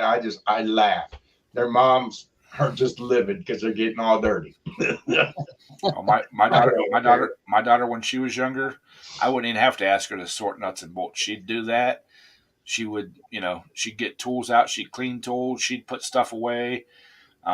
Every once in a while, if I had an extra engine I knew that wasn't any good, here's the tools, tear it apart, put it back together. And, Yep. Yep. she, And to this day, she's not afraid to get dirty. Yep. Bocce, you're waiting for that second coat. You're going to see a second coat coming here shortly because I'm going to start another build from bare metal frame up. So you're going to see plenty of coats. Is that my tractor? No, that's for a Polar Bear Express. Yeah, but Sandy, you can get your belt out and Bo will run from you with the belt, because so you can use the one he's already got. That one's mine too, but I don't want That's that. what I'm saying. That was the one he built for you, and so you just had to run Bo off of it. You see how crazy that one gets Well, too. you're more than welcome to run that other one if you think you can handle the other one. Probably could. Yeah, you know what, Lisa Ann? Speaking of baby food jars, I used to do that. Put a nail through the lid and put it on a board, and then take the baby food jar and put it up there and turn it, and they would hang. Yeah. And that's how I kept washers and all that stuff. And then I would just go and get that jar and turn it, and you had it right there in a jar, and you could see it all. My grandfather had boards of those things. My uncle actually made my grandfather a hexagon, the 6-sided deal Yeah. or whatever, and it was on a roller. You could roll it. Yep. Had just rows and rows of bar. I can remember that in my grandfather's basement garage to this day. When he passed away, and actually when my grandmother passed away, I don't know what happened to that. It wasn't there. It wasn't there when we cleaned the house out, because that was one of the things. I was a couple of days late. That was one of the things that I was looking for, that I was going to take, because nobody else would have, I didn't think anybody else would have wanted it. Yeah, but But- nowadays baby food jars is plastic. They don't Yeah. hold up. Yeah, very good. You don't see the big baby food jars anymore like that. But I tell you what, you put a daggone nail right through the top of the lid Yeah, and nail it right to the board, and you just take the jar and just put it on there, and it was just all hanging there, and you could just look Yeah. at the jars and know just about what bolts you needed or washers or nuts, and they would be right there, and you just turn the jar and bring it down, and it was all right there. It's a good setup. Yeah, my grandfather's had 2 screws going up through each one for the lid wouldn't spin. Right. Yep. I wasn't smart enough to do that. I only did one roofing nail. It worked. So Yeah, there was a bunch. You could tell that a lot of my relatives went through his shop in a relative rush. oh yeah. You know, Mhm. Seeing what was worth anything and snatch and grab. mhm. And that's And the bad part of it, and it's sad. Well, and there was a lot of stuff that wasn't in marked boxes Right. that looked like cheap tool boxes. Yeah. Like the auction house boxes. Mm-hmm. Socket sets and stuff Yeah. that were really good SK sets and stuff like Oh, that. yeah. They just left sit there because they weren't marked and. But whenever I go up there to that flea market to that auction deal, I watch for that. When I see boxes of tools and stuff, I look for the old SKS and all that in them boxes, and I'll buy them. Yeah, I forgot about with the pawn shop down here today. Was supposed to had an auction down here today, and I forgot about it. Yep. But the Or funniest, you go to these real estate sales, Real farm estate. auctions and stuff. Yeah, you'll find the older good tools at them real estate sales. Believe it or not. And if a lot of people aren't there that knows what they're looking at, they're going to go dirt Yeah. cheap. but the I forget, funniest, I was going to say, I forget who it is right now off the top of my head, but he was showing some Cobalt wrenches that he wound up getting. And these are the older ones that are made in USA. He says they're actually made by Williams, who makes the ones for Snap-on. Yeah. Williams is part of Snap-on, yes. But these were, the older Cobalt hand tools were, that were made in USA were made by Williams. Yeah. yep, I have some Williams tools out in the garage. From Williams. I have some Williams myself. And the way I found out about that was I had a Williams and I went on the Snap-on truck and it was Snap-on truck. I went on the Snap-on truck and he had one laying there on the counter that he had just warrantied out for somebody. And I says, hey, I said, I have some Williams stuff. I said, you warranty that stuff? He said, that's Snap-on. He said, that's Snap-on. He said, if you have Williams, you bring it on. He says, I'll replace it. And yes, sir, that's how I found that out. And that's the truth there. And I was like, my gosh. But that was the first encounter I had with Williams stuff. And Williams is going to be a lot less expensive because you're not paying for that Snap-on name. Right. But if you take a Williams ratchet and lay it next to a Snap-on ratchet, they look the same. Yep. They still making tools for Williams, or Yes. where do they sell those at?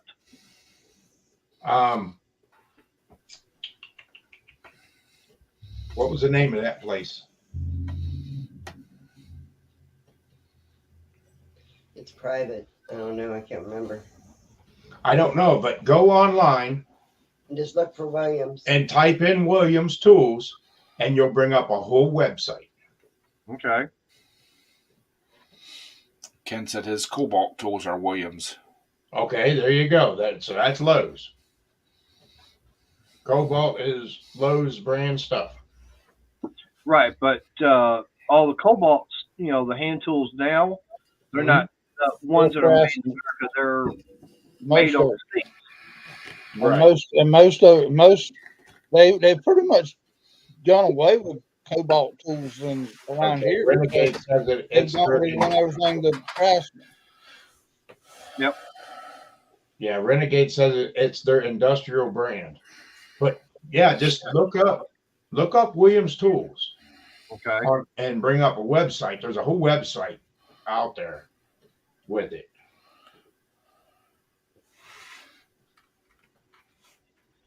Yeah, but from what I understand, you have to go back and look at the older Cobalt ones that actually say "Made in USA," Right. whereas the ones nowadays don't say it on there. So Oh. the ones now are not made by Williams. Yeah. Right. Okay. Well, I mean,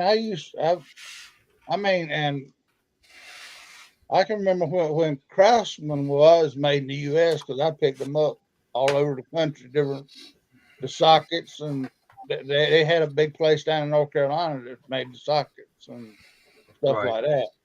Right. But now I think most everything made. You can blame NAFTA for a lot of that junk because every plant in the world now has got to have Chinesian parts in them. So. Okay. The oldest ones that was real good was S&K, and there was one more. What in the heck was it? I can't think of it. That was a really good socket and wrenches. Well, Other than the older Craftsman ones. no, this. Yeah, no, not Craftsman. But there was S&K and there was something else. The old tools. Blackhawk. That's it, Blackhawk. Those were all lifetime guarantee and stuff, and you'll find that in some of these old farm estate sales Yeah. and stuff like that. If you find them name brands, you're golden because they're really good tools. Well, my uncle had a set of Ford wrenches. That back whenever he worked at the Ford dealership, he had the cars would actually come in and they'd have to assemble the Fords. I mean, at the dealership, and so he had all, and they would come with their own wrenches and stuff. I mean, Yes.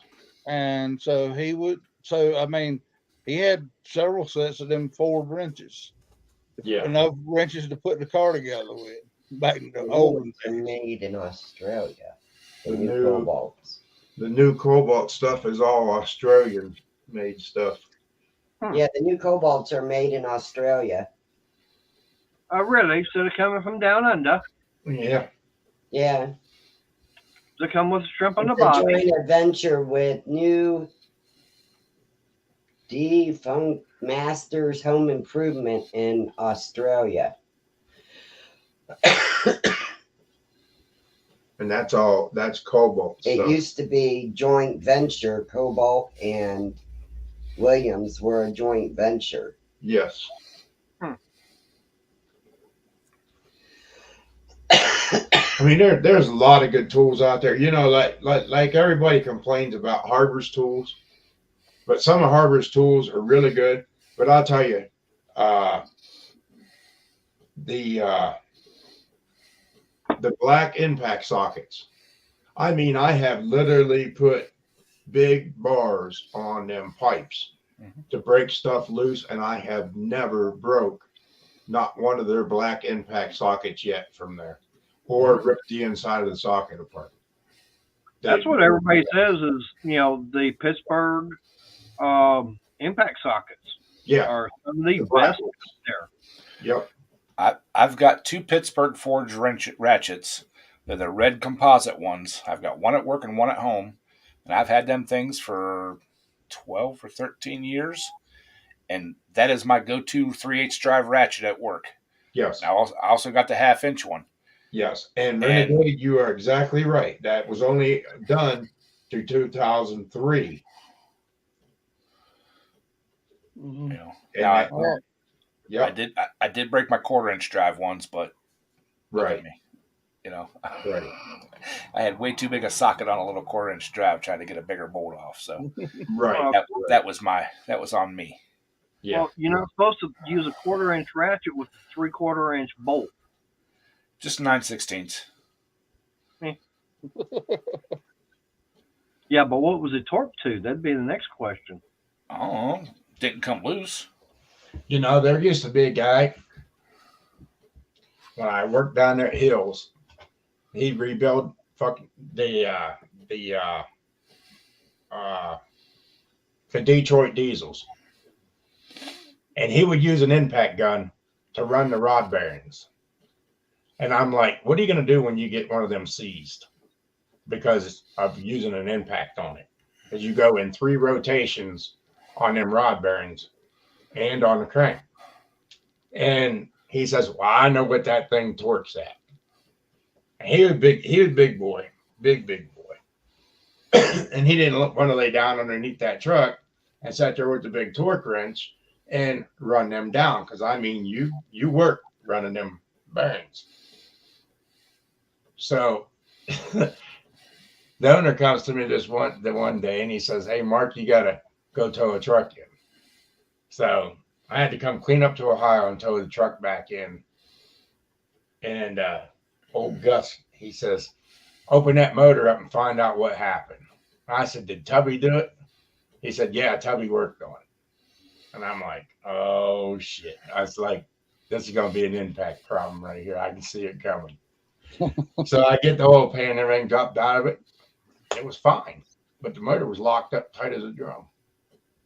And on the Detroit, you pull the front cover and you got regular timing chain and everything like a car.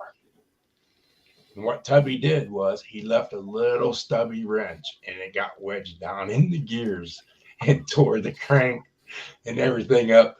And old Gus comes over and says, Mark, you find out what happened? I said, yeah. I said, but I think you're going to be pretty well pissed, Gus. He says, what happened? I handed him this wrench. I said, this was down in the timing gears. He starts hollering, Tubby, get your ass over here. He says, are you missing a wrench? He says, I don't know why. He said, anything that looks like this? Tubby got his wrench back and Gus ate a motor. We teased him forever on that motor. And it was like, you sure you got all your little stubbies now?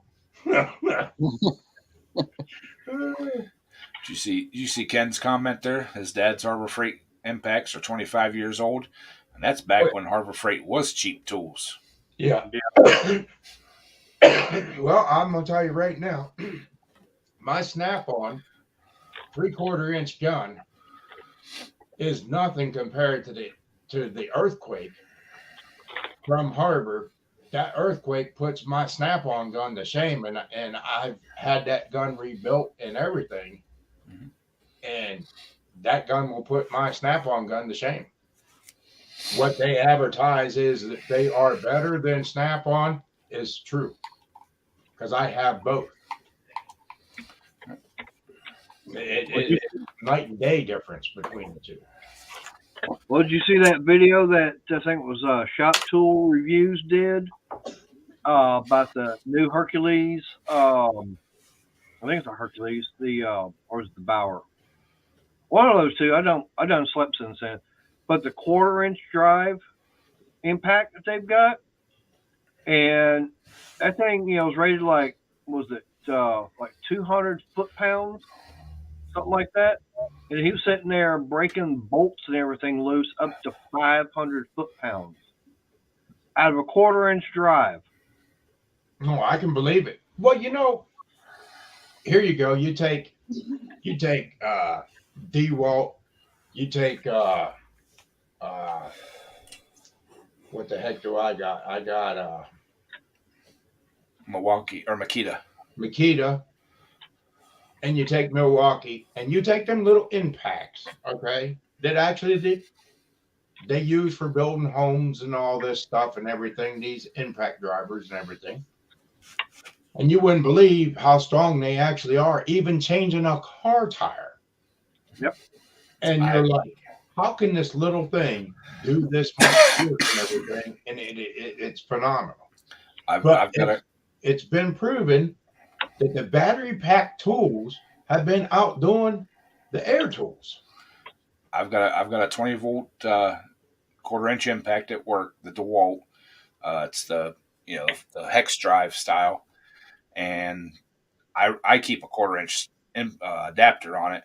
but I have put a 3/8 adapter in it, and I have taken lug nuts off with it. Yeah. I have a 3/8 cordless impact, a half, and then that. So I just keep a 1/4 inch on it, and Yeah, it's phenomenal. And if I wouldn't have tried it myself, I wouldn't have believed it for somebody to sit and tell me this, versing it to the air tools and the battery pack and everything, vice versa, and you wouldn't think that a battery pack impact would do a better job than air. well, my Chicago Electric impact, that little one I got. Mm-hmm. I love that thing. It's just the batteries. I mean, I can only run it a few minutes now, and before the batteries are dead from a full charge. I've actually been looking at the DeWalt. That's the line I have. Right. And one of these days I will pull the trigger and buy one. But I looked at the Bowers. I looked at the Hercules, Cobalts. All the different ones. Sounds like to me that the guy right below me spends a lot of time at Harvard on all different types of these guns and stuff. Nope.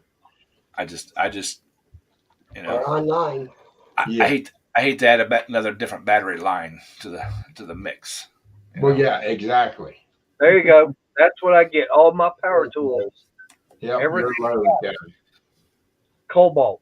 And matter of fact, this one right here was the first impact I got. This 3/8. And when I had to change that motor on the riding mower, this is what I used, and this thing had no problem taking every single bolt loose. And it's like, damn. Yes, exactly right, Renegade. I've got the 3/8 drive Earthquake cordless at work, and I also bought one after I had it at work. I bought one for here at the house. I like it. I tell you what, the Earthquake is phenomenal. Like I said, I have both between the Snap-on guns and my Earthquake. I couldn't believe how much more torque the Earthquake had. Hey, how you doing, Donnie? Good to see you. Well, I'm still using my antique air tools because I can't afford to buy the tools and then turn around and buy the batteries to go in them. Oh, Ken, I love my cordless tool, especially at work, because a lot of times I gotta go out in the field and do stuff, and especially like changing tires on the mowers and stuff like that. That little 3/8 Earthquake cordless, I grab that. I actually made up a specialty socket. It's got a 3/8 or a 3/4 inch socket, deep well, with a 3-inch extension welded to it, so it never comes off and you don't lose torque. And anytime I gotta go change tires on that stuff, my little Harbor Freight jack and that thing is what goes with me. Yeah, exactly, Ken. Well, But that's what I was about to say. Battery versus air. Time-wise, I think you're better off with the air. Well, with it, like he said, the DAs and stuff like that. Yes. You can't beat the air tools on that stuff or the Renegade, stuff. yes, I'm a firm believer in that as well. I like my air tools, and I found out cordless battery power using an extension, you lose so much torque off of them, but the air you don't. Right. The air it's night and day difference there when it comes down to using extensions on them. Right. Well, and that's why when I made that specialty socket up for my 3/8, I welded that extension to that socket. Yes. So. Right, and that's why for me, I agree. Like what Ken was saying, he'd rather have the air run a DA. Okay, for doing something like that, an air DA is definitely going to be the tool to use. Running a battery operated one, no, it's not going to be worth it. But like Mark, like what you were saying, there's a specific tool for the job. Okay, some job you're going to need to have air. Some tools you're going to need to be perfect for a battery. Right. I mean, I've got all kinds of air tools here at the house. Yeah. I just don't have the air compressor to run them. You know, I've got die grinders, I've got impacts, I've got, you know, all kinds of stuff. But versing a battery pack power tool to the air, when it comes to time wise, you're faster with the air. Yep. Way faster. You're losing a lot of time with the power tool versus the air. You know, I don't know if you get away with that in a commercial shop using a battery pack, but I do. they're more like time, you know. I do. I use my Milwaukee half-inch Yeah, all yeah, the time. And you know. But see, you're at the college, you're not at the dealership, Right. where all these eyeballs are watching you and all this stuff. And then why is this taking so long? Because all these big shops, the computer says the job takes this long. Even if you did the job in 10 minutes and it says an hour, you better stay clocked in on that job so that the dealership makes their money. Right. You know, but that, you know, the battery tools to the air, when it comes to time wise, you're a lot faster with the air. I know That's some. my personal thought of it, of using both. I know some couple of dealership mechanics that over the last probably 5 years, they have went all cordless. They still have their air tools in their bottom of their box. Oh yeah. But you know, they're running all cordless, and you know, like the one guy told me, he said you don't have to be careful running that hose across somebody's hood or fender of their car or whatever else, or getting tangled up in it or anything like that. Exactly. You know, and he said, but some jobs you cannot get a battery pack tool down into that space No. that you need to get to. And the more extensions you run, you lose the torque anyway. So you go back to your old school air, and it gets the job done. right. Well, it's kind of like that battery impact that Mater showed a few minutes ago. There's a lot of bolts that you can get to with air that you can't get to with a Right. tool shaped like that. Yep. Right. And yes, renegade time is money. Well, like I was saying, it depends upon the application for what kind of tool you're going to use. I mean, Yeah, I mean, yeah. yeah, I know for a fact Ed's not going to be going and trying using a 1-inch ratchet on trying to break loose a bolt and everything. It's only using like a 5/16 head on it. That's overkill.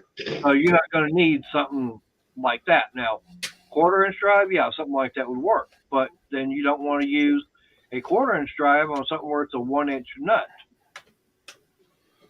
Right. You got to have the right tool for the right application. And sometimes battery's going to work. Sometimes you're going to need the air. Right. But anyway, guys, I'm way past my time. I don't know if Brandon's going live here in just a few minutes, but we're going to cut this off so I don't run into Brandon on here. And I thank everybody for coming in. And Ed, Bo said something about needing to talk to you before you Right. called earlier, so I didn't know whether you seen it or not. I'll keep my battery chainsaw. I like it. All right. Good night, everybody. All right. Good night, everybody. Good night, everybody. all right, everybody, we'll see you. Thanks for coming in, and we'll see y'all on the next one. Have a good weekend. Yep. Adios.